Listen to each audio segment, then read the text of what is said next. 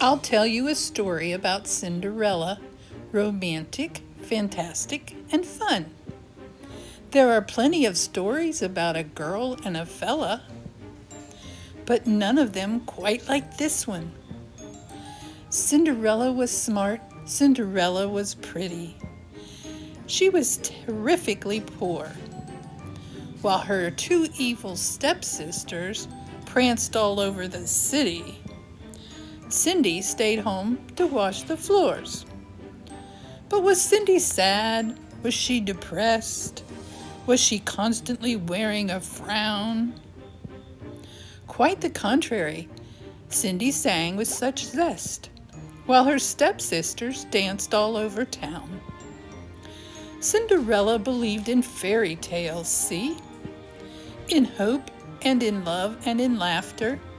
But most of all, Cinderella believed in happily ever after. Every time her stepsisters went to a ball, it was Cindy who fixed them up nice.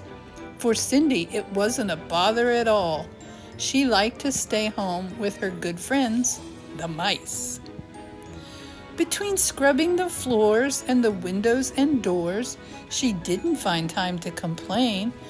Such were her days with two stepsisters, one stepmom, and a father who let those three reign. How about listening to what happens next? One magical night, her sisters came home, bearing wondrous, fabulous news. A ball in the palace! They will dance with the prince. They have got to go buy some new shoes. Now, Cinderella believed in fairy tales, right? In love and in laughter and hope. So this time she would not wait at home with her mice, with a pail full of rags and scrub soap. So she dressed up her sisters as usual, sure, adding makeup and hairdo and glitter. But the moment they left, she said, "Mice, you have a chore." And they made her a gown and a pair of glass slippers. At that moment, a fairy godmother came out of the blue. "Oh, you're so pretty, child," said she. "Let me show you something. I have a little bit of magic for you." Then she harnessed one mouse to a big orange pumpkin. With her spell, the mouse turned into a horse. The pumpkin was now a carriage. "Now, my beauty, go forth. Go forth and enjoy yourself in the palace." Cinderella drove off to the fairy's shrill shout. "By midnight be back at the house. When the clock strikes 12, my magic runs out. If you're late, you'll be stuck with pumpkin and mouse." Cinderella believed in fairy tales still. She will dance with the prince at the ball. With laughter and hope and love in her heart, she walked through the doors of the hall.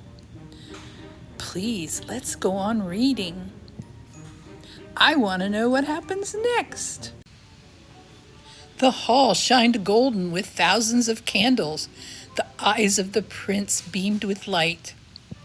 "How charming," he said to Cindy, "glass sandals," and danced with her all through the night. "Not sandals, slippers." Cindy giggled a bit. Then one slipper slipped from her foot to the floor, but she was so happy she didn't notice it and went on dancing just like before. Now what's this? The clock. Cindy must leave. Midnight bells are chiming dong-ding. The prince was amazed when Cindy just fled. "Wait," he cried, "let me give you my ring." That night Cindy's sisters were not so pleased. They came home annoyed. A mess! Just in time after Cindy, with much grace and ease, slipped back into her ragged old dress. "My glass slipper," thought Cindy. While the sisters shed tears, the prince did not look at me, nor look at me. "Where did I leave it?" thought Cindy in fear. "Where can it possibly be?" "Where could she be?" thought the prince, holding one slipper in his fair hand. "Find me the woman whose foot fits this," said the prince, and the search began. How will this turn out? Let's listen a little bit more. Did he find her? Of course, with a carriage and horse, he went forth to seek his true love.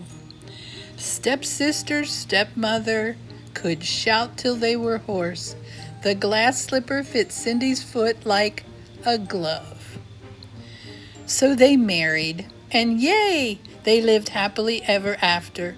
The stepsisters turned out to be aunts extraordinaire, to 3 charming children in a house full of laughter, and the singing of nice little mice everywhere.